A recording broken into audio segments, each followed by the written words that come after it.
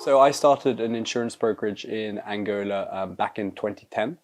I was 21 years old at the time, and I just realized very early on that there was enormous opportunity in emerging markets. Why Angola? Angola back then was an oil and gas boom. It was 8 years out of a 28-year civil war. So the whole country was being rebuilt, and there was just quite honestly opportunity everywhere. From then, I built AIB into a four-country multinational group in Africa.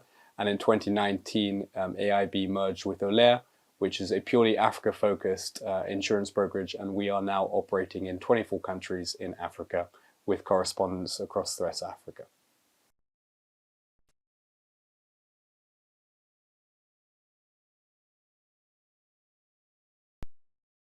Well, there are three key reasons why insurance in emerging markets are so important. Firstly, these are future markets with huge growth potential.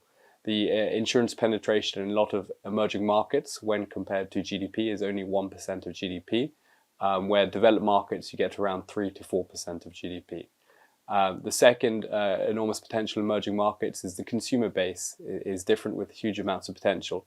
It tends to be younger, it tends to be more dynamic, and they tend to adapt to new technologies and new innovations faster because these are new frontiers and new markets. And the third exciting point about emerging markets is the similarities between emerging markets. We have similar trends and similar consumer bases across these emerging markets. So when we look at Malaysia compared to some of the African markets, you tend to see the two core products purchased are medical insurance and private motor insurance, and there's the huge potential as the markets evolve is for other products to be adopted and taken up.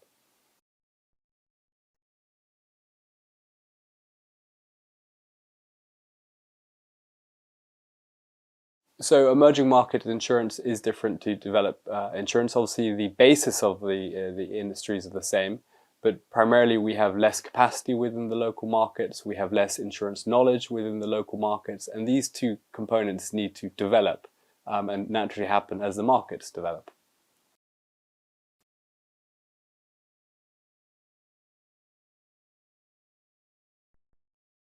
The African economy is a big place. I mean, you just look at the geographical spread of the 54 countries in Africa. We're standing at a population of about 1.2 billion people in one marketplace, where we now have around 300 million people who are deemed as middle class in Africa. If you project that to 20 years' time, you could be getting a population base of almost 2 billion people and a middle class of maybe 500 million. So there's huge potential in what we see in Africa. The problem with Africa is the regional diversity. So you're not going to get all 54 markets developing in one way. We see that there'll be certain cluster areas that will develop and become champions for the region, like you do in many ways have Singapore for the peninsula that we're currently sat in.